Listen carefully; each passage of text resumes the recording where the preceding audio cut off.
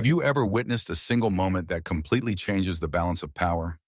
Imagine a quiet farmer, face to face with a notorious biker gang, calmly disarming them without breaking a sweat. This very scene is the heart-pounding highlight of our story, showcasing how one person's unwavering courage can turn the tide against overwhelming odds. But that's just the beginning.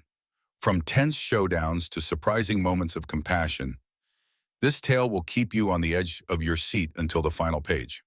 Want to know how a farmer's simple life ended up inspiring an entire community to stand up against fear? Stick around and experience every twist and turn for yourself.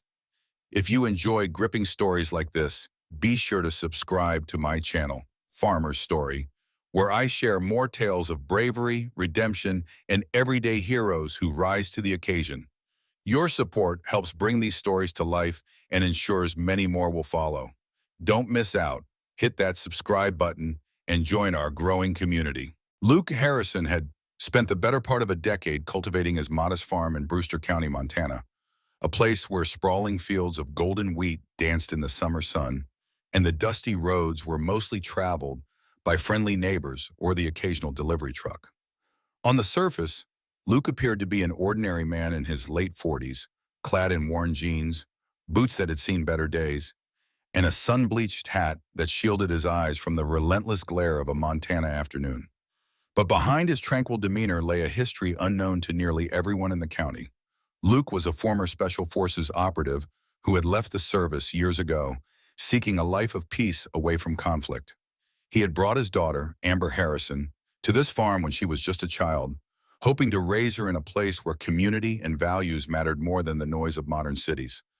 On a warm day that hinted at the approaching harvest season, Amber stood at a rickety produce stand by the main road, boxing up freshly picked tomatoes, bell peppers, and ears of corn for a local restaurant order.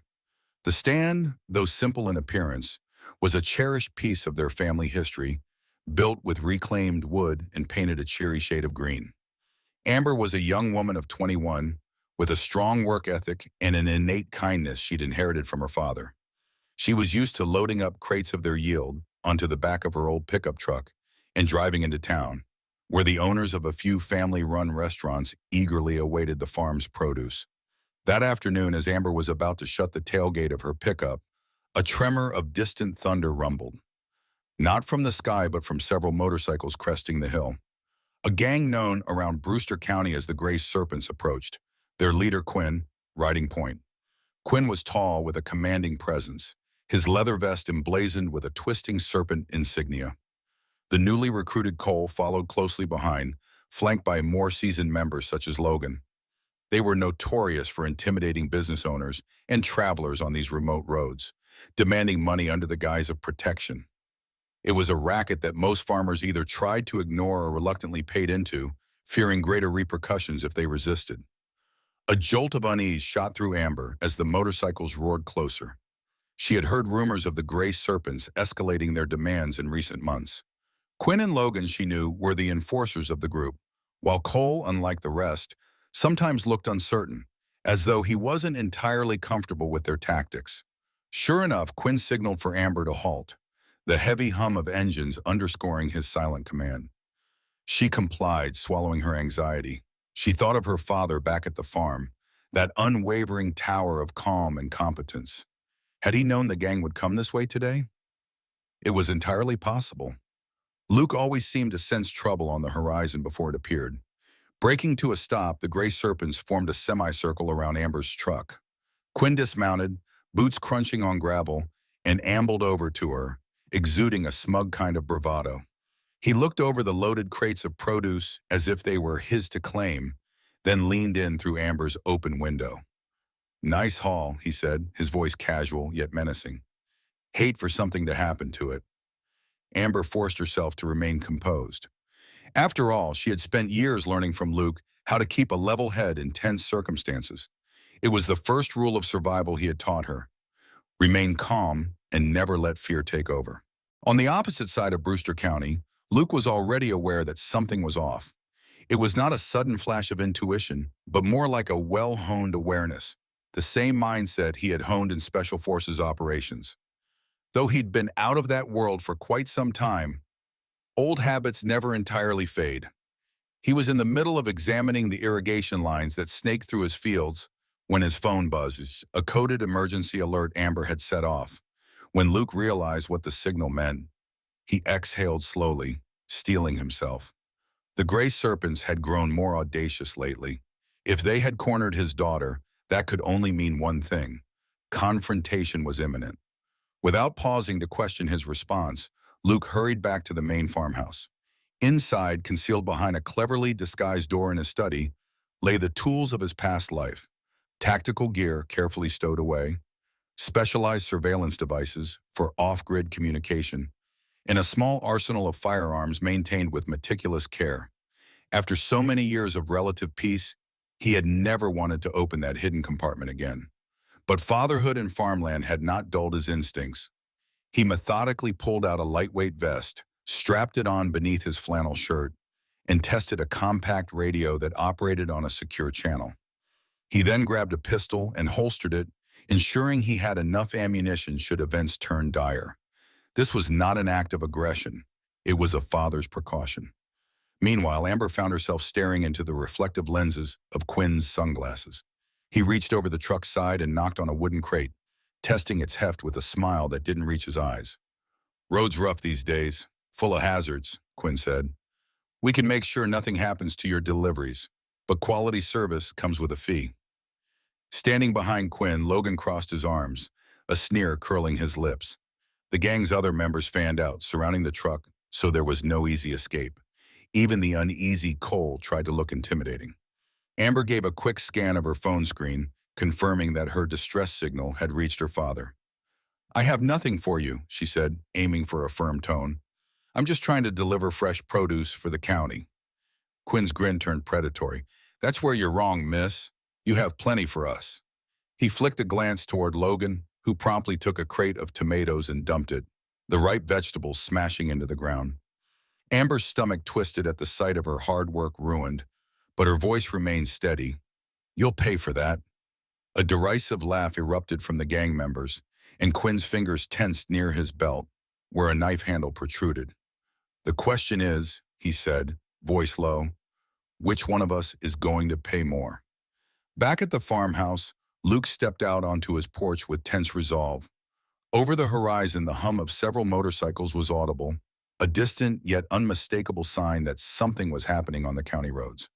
He had already summoned the only man in local law enforcement he trusted, Detective Gabriel Ramirez, an officer who had grown frustrated with how understaffed and underfunded the Brewster County Sheriff's Department remained. Ramirez's car pulled up moments later, and Luke wasted no time. "Amber is in trouble," Luke said curtly.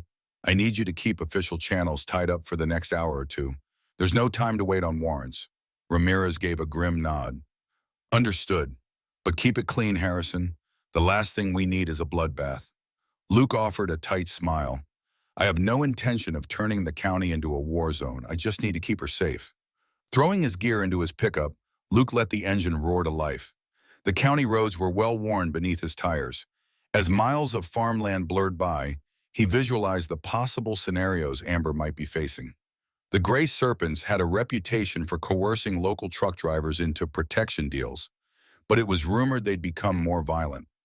Luke felt old reflexes stir, mental calculations of vantage points, potential chokeholds, and how best to approach to prevent casualties.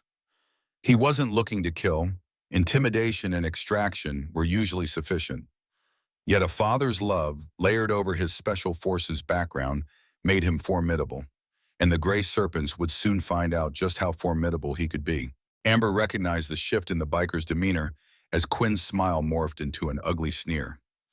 "You Winters, sorry, Harrisons, think you own these roads," he said, leaning in. "We're here to show everyone who really calls the shots." She bristled but kept her mouth shut, remembering her father's advice to never poke the bear when you're outnumbered. Stealth and patience often prevailed over brazen defiance in situations like this. An alert pinged on her phone. It was a confirmation that Luke was less than 10 minutes away. If she could stall them long enough, she might be able to avoid handing over a dime. "Look, I'm on a tight schedule," Amber said, hoping to divert their attention. "I have deliveries in town. If I'm late, people will wonder why. Cole shifted slightly, taking a half step back from the truck as though her statement bothered him. Quinn noticed. Cole, keep your eyes on her, he barked, snapping the younger man from his momentary hesitation. Cole nodded sharply, though the uncertainty in his gaze lingered. So, you're worried people will notice if you don't show up? Quinn continued. Let's hope your old man isn't too concerned about your well-being. If he is, he might have to fork over something to keep you safe. Not far from this roadside standoff, Luke's truck fishtailed on a sharp turn, dust billowing. He had scouted the farmland for an alternate route, a service road that had fallen out of use. By taking that back way, he intended to come up behind the gray serpents unseen, giving him the element of surprise. Recalling the local topography, gentle hills, clusters of windbreak trees, and scattered barns, Luke pictured exactly where the confrontation was likely taking place. He radioed to Amber on the secure channel hidden in her truck, the same one that had alerted him of the gang's arrival. Hang tight, kiddo. Keep them talking. Amber glanced at her phone without letting the bikers see, then forced a casual expression. The produce is going to wilt if I don't get moving. Quinn rolled his eyes. We're beyond worrying about a few wilted leaves. Logan knocked over another crate, scattering lettuce. Consider this a deposit on the protection we provide. The clouds above rumbled with the threat of rain, an ironic backdrop for the tension rising on that dusty county road. Some part of Amber wanted to lash out or wrestle them away from her livelihood, but she remembered Luke's teachings. Never let anger cloud your strategy. Just when the tension felt near a breaking point, the wind picked up, rustling the fields of wheat into a steady hiss of sound. The bikers, so focused on intimidating Amber, didn't notice the solitary pickup truck pulling off the road about 100 yards behind them. Nor did they see Luke step out quietly, radio in hand, scanning the horizon like a panther stalking prey. After so many years of living in calm seclusion, he was fully alert, his senses heightened. He adjusted a small device, a portable jamming unit, that would disrupt the gang's cell signals, making them blind to outside backup. The time for confrontation had arrived, and Luke knew that to save Amber, he would have to reveal the side of him he had long buried under the simple life of planting and harvesting. The confrontation began with the unexpected crackle of static on every phone and radio the gray serpents possessed. One by one, the bikers glanced down at their devices in confusion. Quinn pulled out his phone and frowned. We losing signal, he muttered, pressing buttons that refused to respond. A hush fell over the group. Even Cole, who had been half-heartedly guarding Amber, tensed. Amber, heart hammering in her chest, recognized her father's plan unfolding. He had told her of a device that could scramble electronic signals within a limited radius. She never imagined he'd actually have to use it in Brewster County. Luke crouched behind the cover of tall grass, scanning the area. He saw Quinn's frustration grow more evident, read the tension in Logan's stance, and watched Cole shift uneasily from foot to foot. He keyed into Amber's channel again, voice so low it was almost a whisper. I'm in position. Get ready to duck. Although Amber didn't respond with words, she couldn't risk the biker's hearing. She gently tapped the side of her phone, confirming she received the message. She took a deep breath, bracing herself for whatever her father had planned next. Sensing an opportunity to demonstrate power, Quinn gestured for Logan to draw his handgun. Logan lifted the weapon, a smirk on his face as he pointed it toward Amber's tires. Let's see how far you get with 4 flats, he said. But before Logan could squeeze the trigger, a single shot echoed from somewhere behind the thick line of fields. The bullet struck the gun, sending it clattering to the ground. Startled, Logan yelped and stumbled back, clutching his now aching wrist. Quinn and the other bikers whirled around, eyes wide, hearts pounding. Who's there? Quinn yelled, fury and confusion mixing in his voice. No one answered, but another shot rang out, this time knocking over a makeshift sign on the roadside, a mere foot from Quinn's left leg. Amber took her cue. Diving into the cab, she swiftly ducked behind the dashboard. Her father's instructions were clear. Once shots were fired, get low and stay out of sight. The gray serpents were disoriented, leaderless for an instant as Quinn spun around trying to locate the unseen marksman. Over in the corner of the group, Cole was so rattled he nearly dropped his own weapon, which he hadn't even pointed yet. Luke's steady breathing anchored him as he took aim from a prone position, nestled among tall grasses and farmland dust. The jam signals ensured no frantic call for reinforcements would get through. This was an environment Luke had prepared for, a scenario where a small, precise action could dismantle a larger threat. Another shot shattered the tail light of one of the parked motorcycles. The bikers looked around frantically, cursing and shouting in confusion. They had faced stubborn locals before, but never invisible snipers who seemed to disappear behind corn rows and grain fields. Logan, in pain and livid, scrambled to retrieve a backup weapon. But by then Luke had already repositioned. Suddenly, the ominous calm was punctured by Luke's voice booming through a portable speaker he had set up near a fence post. "You came looking for an easy mark. You found something else entirely," the voice declared, reverberating across the farmland. Quinn, face contorted with rage, shouted back at the faceless threat. But his words were lost in the rustle of wind through the wheat fields. And so began the game of cat and mouse that would forever change how the Gray Serpents perceived quiet Brewster County, and most of all, the man named Luke Harrison.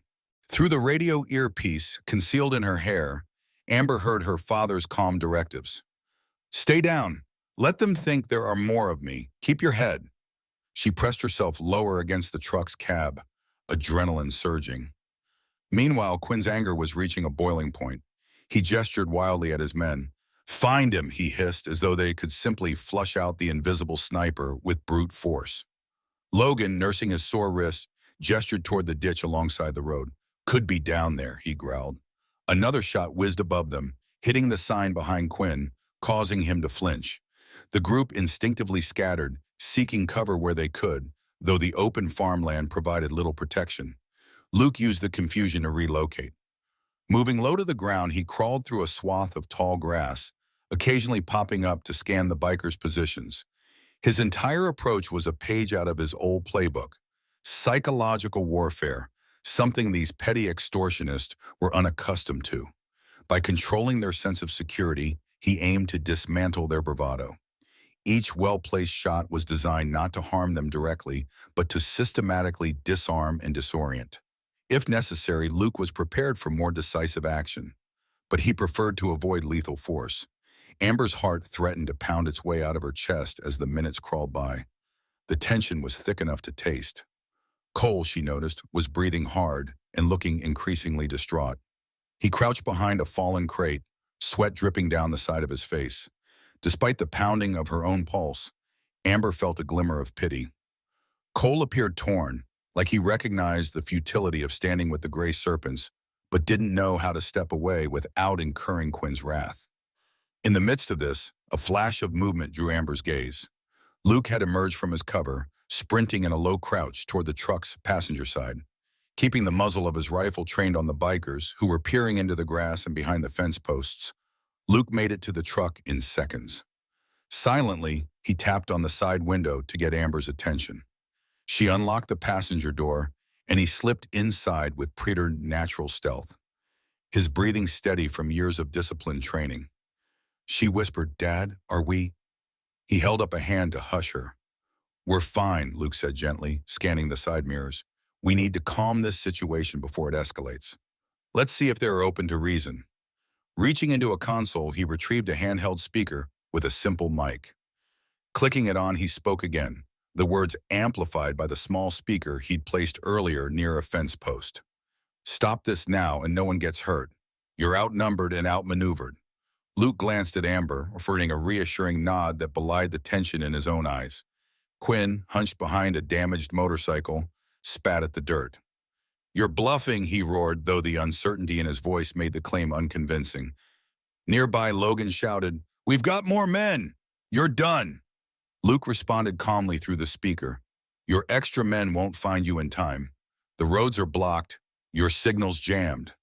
Another carefully fired bullet ricocheted off the gravel near Logan's boots, forcing him to yelp and scramble back. Luke raised an eyebrow at Amber. "Any day you'd like to give up?" he muttered wryly, as if the gang could hear him.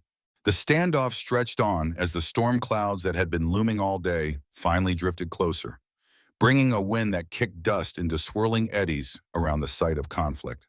Quinn's men were rattled. Those who had initially basked in the adrenaline of cornering a young woman on a county road now found themselves pinned down by a force they couldn't locate. It was no longer about money or produce. It had turned into a contest of wills, and Quinn was losing.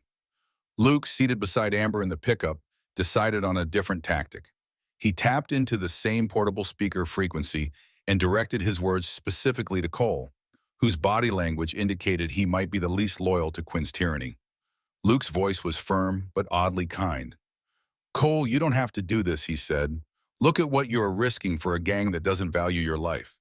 You can still walk away." Cole froze, eyes darting between Quinn and Logan. The tension in his stance spoke volumes about his misgivings. But Quinn, overhearing, barked out a harsh laugh. "Don't listen to this ghost in the grass, Cole. He's just messing with your head. We're a brotherhood." His words rang hollow, especially as the rest of his men wore apprehensive expressions. Quinn's leadership style leaned heavily on fear and intimidation, which served him well when he was the only threat in the area. Now that he was outmatched, the cracks in his authority were quickly widening. Detective Ramirez, meanwhile, had followed Luke's directions to stay away from the immediate scene and instead park a few miles up the road, effectively diverting any local patrols that might wander by.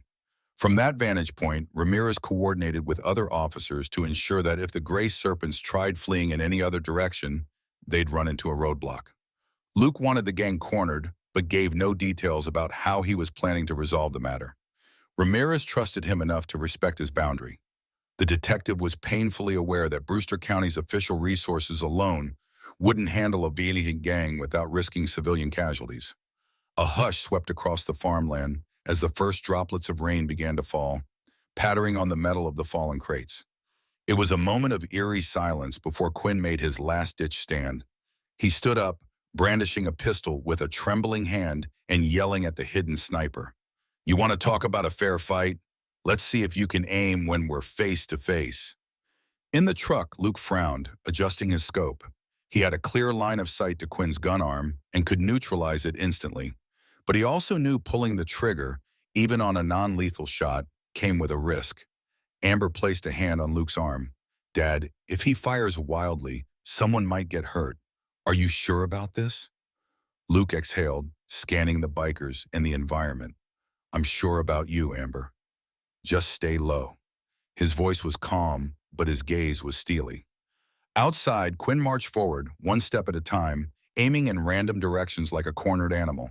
Then, with a roaring expletive, he fired a single shot that pinged harmlessly off the side of the truck. Luke's response was immediate and measured. Another bullet soared, hitting Quinn's pistol in a precise strike that knocked it from his grip. Quinn yowled in frustration, staggering back to nurse his stinging hand. The rest of the Gray Serpents recoiled, each craning their neck to see just where this ghostly shot had come from. Cole, face pale, slowly lowered his own weapon. He and a few others exchanged nervous glances, as if finally realizing that continuing to follow Quinn might lead them all to their demise. Rain began to fall more steadily, flattening the dust into dark puddles. Luke rose partway from the truck, speaker in hand, deciding the time for an unseen intimidation was over. Stepping into view, he allowed Quinn and the others to see who they were really dealing with. A single father in a worn flannel shirt and utility pants. A man far from the gun-toting image they might have conjured in their minds. Water dripped from the brim of his hat as the wind pressed damp hair against his forehead. He appeared calm, resolute, and entirely unafraid. "You want a fair fight?" Luke asked, projecting his voice over the backdrop of rain and thunder. "You've got nothing close to that here. Even if you did, I suspect you wouldn't like the outcome." A hush blanketed the scene as Quinn and Luke locked eyes. Quinn struggled to maintain composure, but his bravado had taken a heavy blow. The difference in the two men was stark.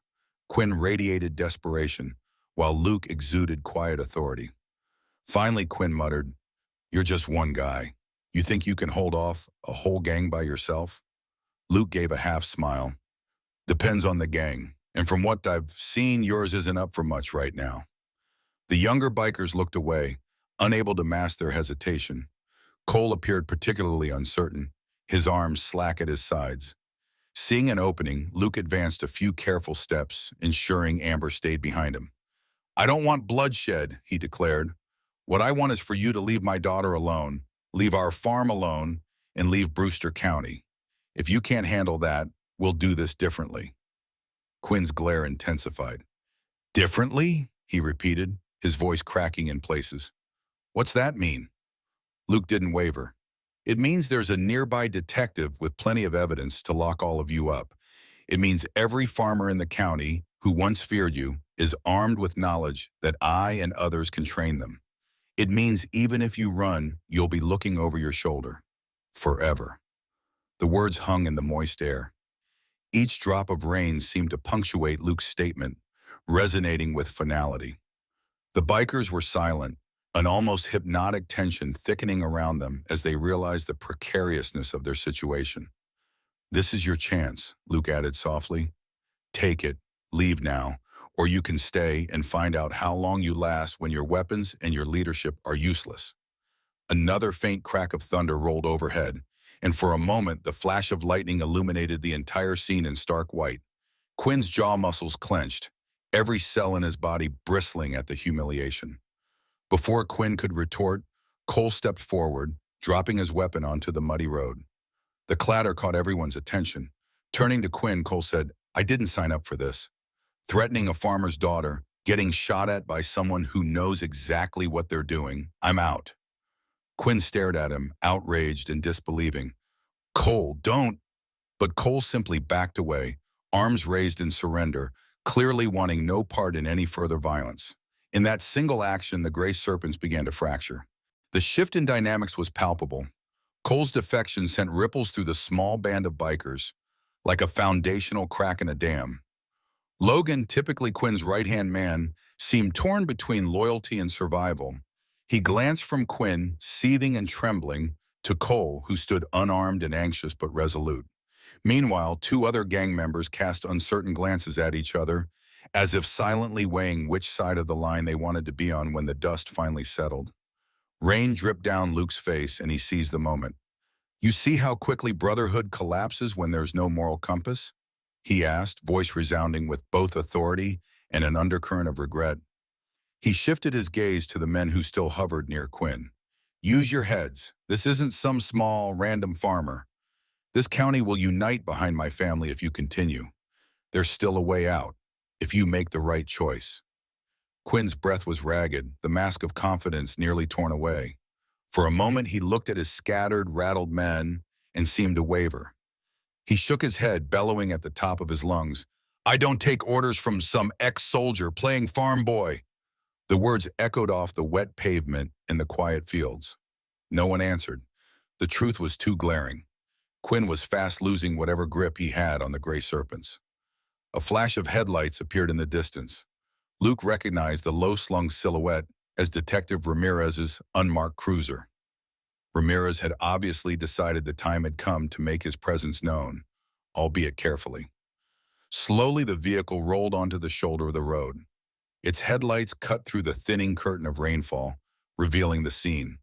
A farmer with a rifle, several bikers standing in muddy confusion, and a row of scattered produce crates smashed on the ground. While the detective stepped out, he kept one hand near his holster, scanning the group with narrowed eyes. Harrison, Ramirez called out, voice echoing. Everything all right here? Luke half-turned, giving a curt nod but not lowering his weapon. It will be, Detective, if these gentlemen understand their situation. Ramirez shifted his gaze to Quinn. We've received a lot of complaints about your so-called activities, he said, his tone calm but firm. Personally, I'd rather no one leaves here in cuffs, or worse. But that's up to you. Quinn shot a resentful glare toward the detective, sputtering, This is our territory. We have a right to ride these roads.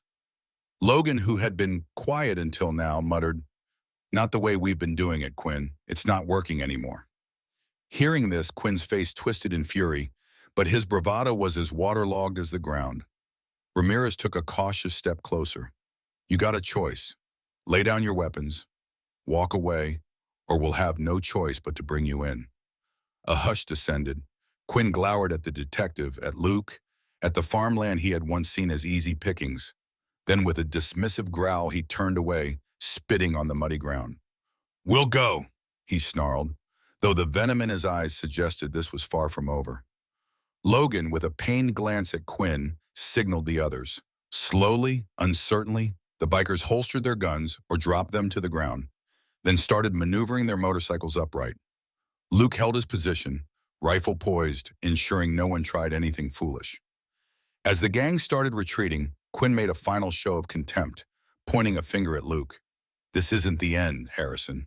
You're going to regret this," he spat, revving his bike's engine menacingly. "We'll see," Luke answered quietly, letting the rain carry his voice away. The gray serpents departed in a stormy procession of revving engines and frayed tempers, the smell of exhaust mixing with the clean scent of fresh rain. Luke and Amber watched them vanish over the ridge, their forms swallowed by the gray horizon. Cole was the only one who lingered, standing to the side, helmet in hand, as though he wasn't sure where to go now that he'd cast aside his old allegiance. Ramirez gave Luke a measured look, then approached Cole, keeping his posture relaxed but ready. "Son, you need to decide what you want to do," the detective said gently. "If you stick with Quinn, you'll find yourself behind bars sooner than later. But if you're willing to talk, maybe we can help you start over." Cole's gaze flicked to Luke, who lowered his rifle at last. "What's your name?" Luke asked in a neutral tone.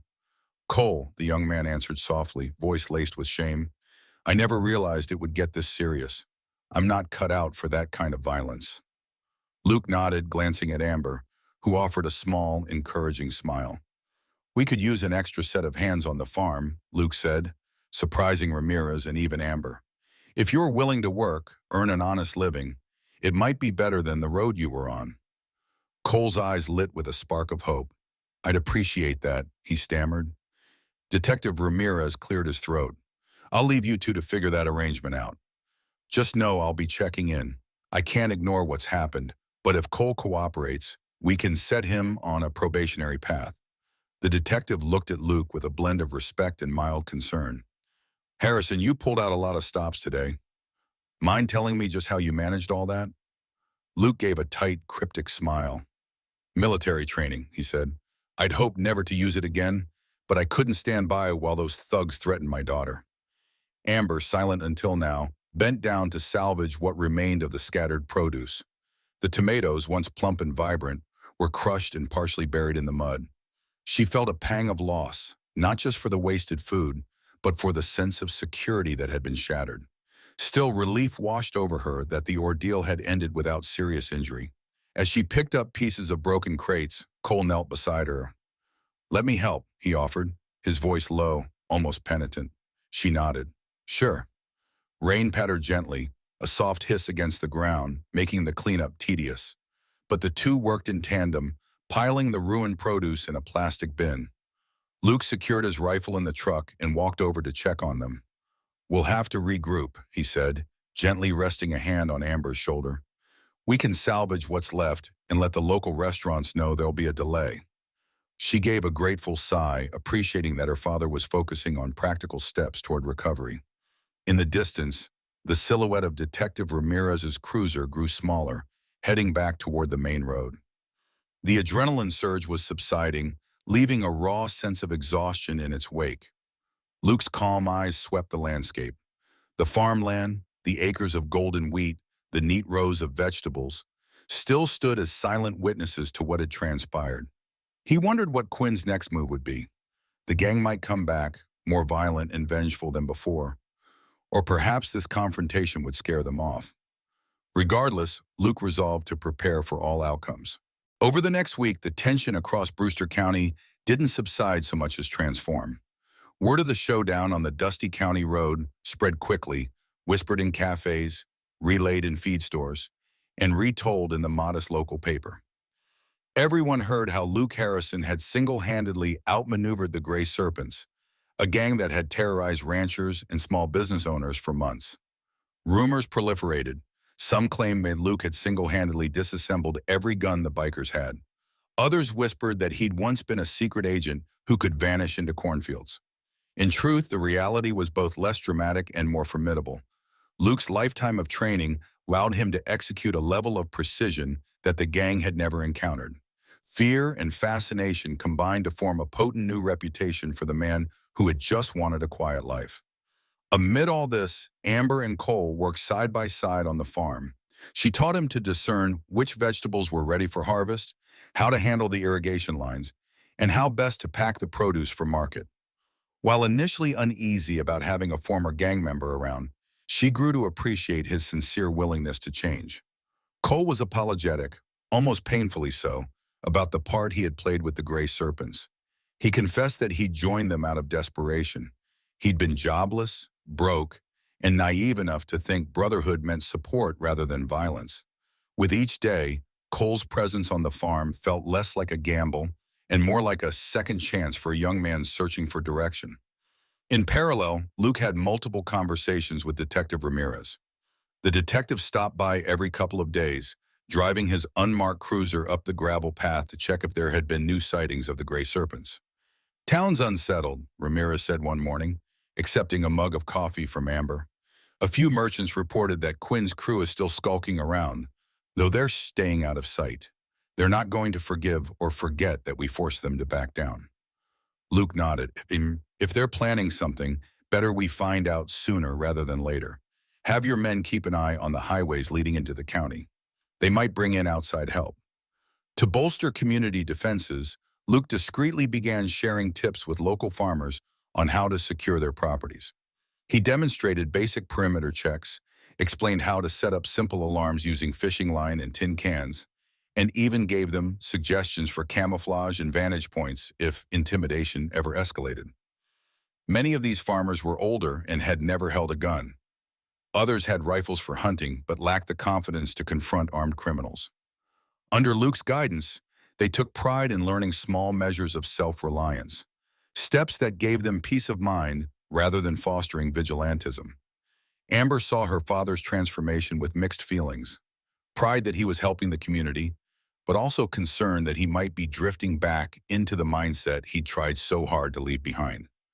Late at night, she found him in the study with a notepad full of strategic sketches, road layouts, notes on infiltration tactics, likely vantage points. "Dad," she said softly, "this is turning into something bigger than us." He glanced up, eyes mirroring an old soldier's seriousness. "Maybe it's bigger than us, Amber, but if we don't do something, who will?" By the second week, small bits of intelligence filtered back via Detective Ramirez and some newly cooperative sources at the county's edge. The Gray Serpents, it seemed, were forging alliances with a rival group called the Iron Jackals, a hardcore biker outfit operating in the next state over. Rumor had it that Quinn was seeking manpower and firepower to retake his territory and make an example of Luke Harrison. The possibility of an all-out escalation gnawed at the local farmers. Tension hovered like a storm cloud waiting to unleash. Luke called a meeting one afternoon at the old community barn near the center of the county. It was a wide, aging structure typically used for auctions and 4-H events. But that day, it was filled with uneasy ranchers and concerned citizens, all seeking answers. Amber stood by a makeshift podium Luke had fashioned, handing out sheets of paper on which he'd printed emergency contact numbers, tips for farm security, and guidelines for what to do if strangers showed up on their property. Cole assisted her quietly, a pen in his back pocket, as he jotted down the names of volunteers willing to form a rotating watch committee. When the gathering began, Luke stepped up in front of the anxious crowd. His hands were steady on the podium as he looked out at the worried faces. "I'm just a farmer, like the rest of you," he started, his voice carrying a humble conviction. "But I have experience with these types of threats. Some of you have known me for years, others only by rumor. Let me say this. The Gray Serpents, and whoever they're teaming up with, do not own Brewster County. We are a community, and we stand together." A murmur of agreement rippled through the barn. "I know many of you are afraid," Luke continued. "Fear is natural, but we can take steps to protect ourselves. We're not forming a militia, we're simply ensuring that we won't be victims in our own homes. I have a network of ideas on how to set up early warning systems, safe meeting points, and communication protocols if someone spots unusual activity." He gestured to the sheets Amber had distributed. "Follow these guidelines. Stay connected with each other. We'll hold additional sessions for anyone who wants to learn non-lethal self-defense methods. We want to protect life, not destroy it." Detective Ramirez, who had arrived in plainclothes to avoid making this look like an official police maneuver, spoke up next. I support what Luke is doing. Our law enforcement is stretched and thin, but I promise we're doing everything in our power. We can't be everywhere, though. That's why community engagement matters. If you see something suspicious, you call us. Don't take the law into your own hands. Help us prevent crimes before they escalate. At the back of the barn, Amber noticed a small group of teenage boys listening intently. She recognized them as local kids, maybe bored with rural life and once susceptible to the allure of a rebel gang. Seeing how the entire county was rallying made them realize that their home was worth defending in a more meaningful way. As the meeting concluded, a sense of unity replaced some of the earlier anxiety. It wasn't a solution, but it was a start, a solid stand against fear. A tense quiet settled across Brewster County in the days that followed. Each new dawn brought the whispering wind rustling through fields of wheat and alfalfa, but even those gentle breezes seemed laced with anticipation. Although Quinn and the gray serpents had slunk out of sight, their absence felt more ominous than reassuring. People checked fences daily, triple-locked barn doors, and followed Luke's precautionary measures. The hush might have gone on indefinitely, if not for the alarm that blared one late afternoon from Edgar's dairy farm, a few miles from the Harrison property. A frantic call reached Detective Ramirez. Men on motorcycles had roared up to the Edgar's place, threatening to torch a storage shed if the family didn't fork over a hefty sum.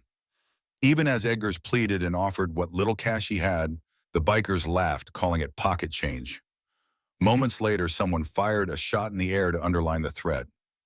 Edgar's triggered an alarm system Luke had helped him install, an improvised rig connecting a simple sensor to a more powerful siren. Within minutes, neighbors started calling each other. The wave of phone calls turned into an urgent scramble. Luke tossed his tools into his truck, hopped into the driver's seat, and pressed the winch with Amber right beside him. "Stay low," he said, sparing her a tense glance. "I don't want you in the middle of crossfire." They arrived at the dairy farm to find chaos unfolding.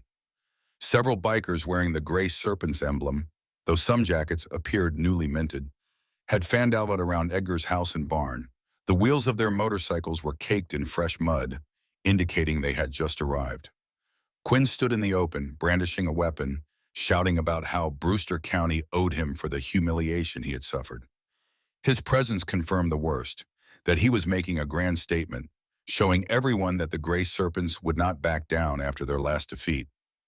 What Quinn hadn't anticipated was the collective readiness of a community that refused to bow to terror again.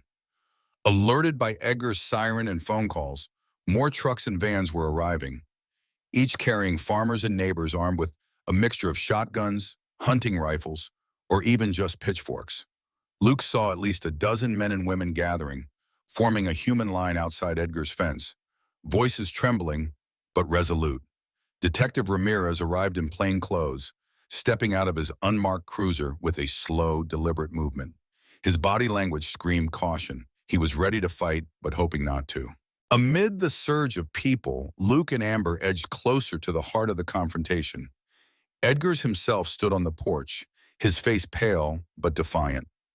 One of Quinn's men hurled a Molotov cocktail at a storage shed, but luckily the bottle shattered on wet ground, failing to ignite anything substantial. Rain clouds once again threatened overhead, spitting a drizzle that dampened the ground enough to prevent a disaster. "You want to threaten me? Threaten us all!" Edgar shouted, surprising even himself with his courage. Quinn's face was contorted with seething rage.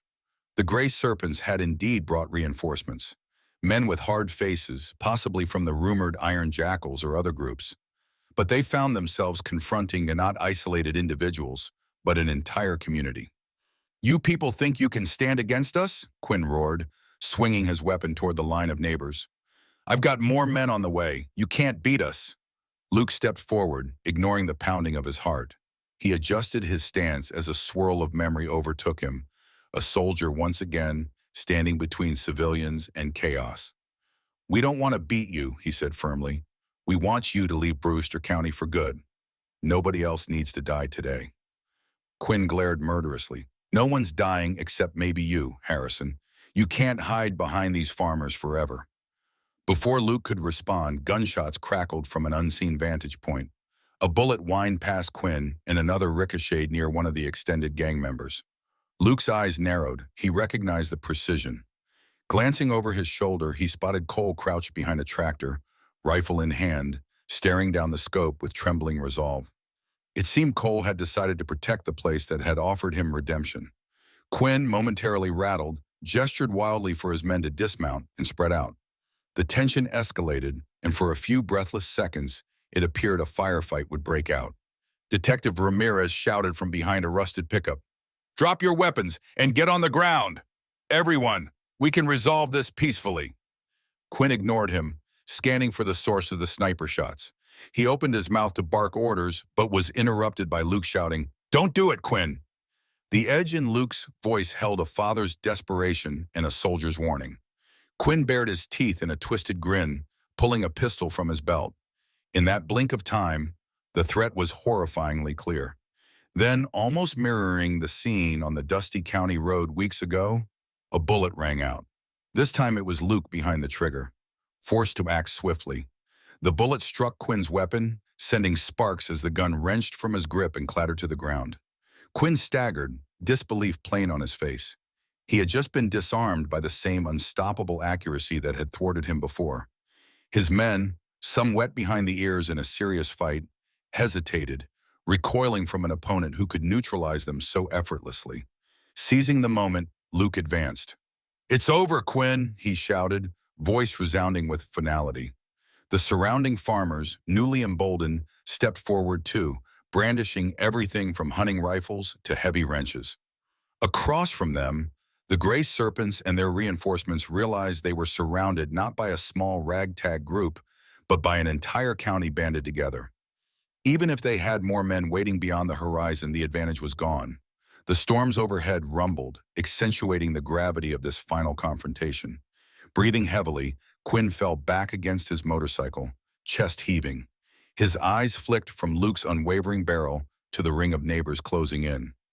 A hush overtook the field, as if nature itself paused to witness his decision. With a strangled roar, Quinn kicked at the ground in a last show of defiance. He began, but words failed him. A hush spread, punctuated only by labored breathing and distant thunder. Slowly he lifted his hands in surrender. The men aligned with him looked at one another, then followed suit. The gray serpents had been cornered by unity and mettle they'd never expected from simple farmers.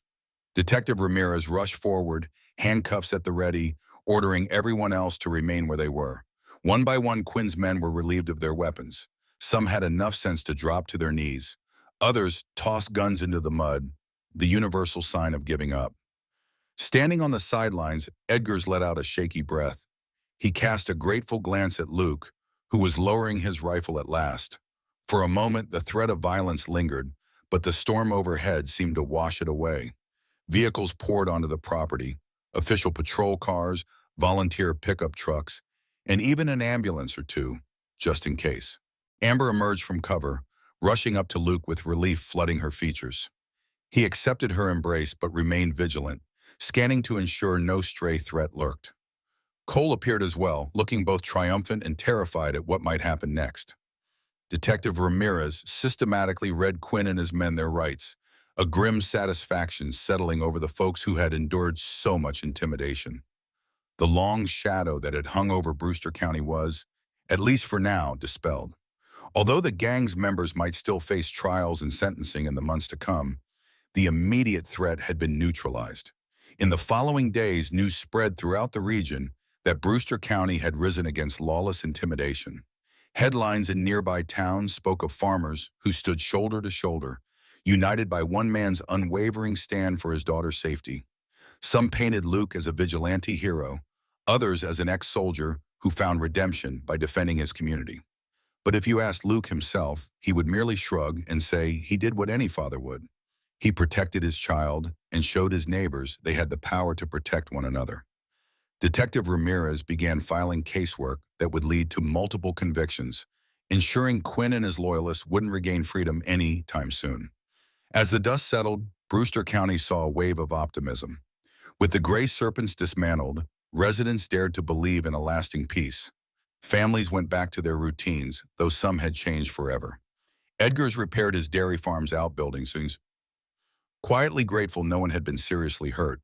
Cole, whose actions had contributed to ending the menace, stuck around the Harrison farm. He decided to lease a small plot from Luke to grow his own vegetables, determined to pay back the community in the most peaceful way possible, nurturing the land he once threatened. Amber found herself adjusting to a new normal. She still loaded crates of produce into her old pickup each day, but no longer did she glance over her shoulder expecting a roar of motorcycles on the horizon. The farmland, once an idyllic backdrop to a tense drama, returned to the quiet hum of daily life. Only occasionally would Amber's thoughts drift back to the day Quinn threatened her, and how her father's firm resolve had transformed an entire county's fate. Sitting on the porch one sunset evening, father and daughter watched the shadows stretch across the fields. "So what now?" Amber asked, her tone serene yet curious. Luke took a moment to think. "Now we make sure folks don't forget how to stand up for themselves," he replied. "There will always be bullies, extortionists, people who think they can dominate others through fear. But Brewster County knows better now, and they have each other." Amber glanced toward the barn where Cole was tuning up an old tractor, feeling a gentle surge of gratitude. "I'm glad it ended without a full-blown war. No one wanted that," she said. Luke nodded, exhaling softly. "Neither did I. But if it had come down to it, I'd have defended this place with all I've got. This farm, these people. This is my life." Amber smiled, reflecting on how sometimes the quietest folks can hold the greatest strength. Far off in the distance, the final traces of sunlight dipped below the horizon, painting the sky in gentle shades of lavender and gold.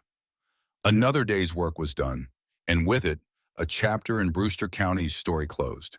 The father who once sought a peaceful existence had, in the end, used his formidable past to safeguard that peace. And thus life continued, shaped by the conviction that true power lies not in how well one can fight, but in how skillfully one can protect and uplift the community. In that sense, Luke Harrison's greatest victory was not the defeat of the Gray Serpents, but the restoration of unity and hope in a place that called him their silent guardian and their friend. When I look back on the events that unfolded in this story, I'm reminded that true strength isn't about muscle or intimidation. It's about character, resolve, and the courage to protect what matters most. Our resilient farmer showed how a quiet life and profound skills, honed through experience, can transform an entire community. The road once dominated by a threatening gang became a path of unity where neighbors rallied together, proving that hope can prevail even when the odds seem stacked against you. From my perspective, this story highlights the remarkable potential that lies in every individual to stand against injustice, and the power of a compassionate heart to inspire change. What are your thoughts? Share your insights in the comments, and let's discuss how ordinary people can take extraordinary stands for the greater good. I look forward to hearing your opinions and ideas on how we can all build stronger, safer communities.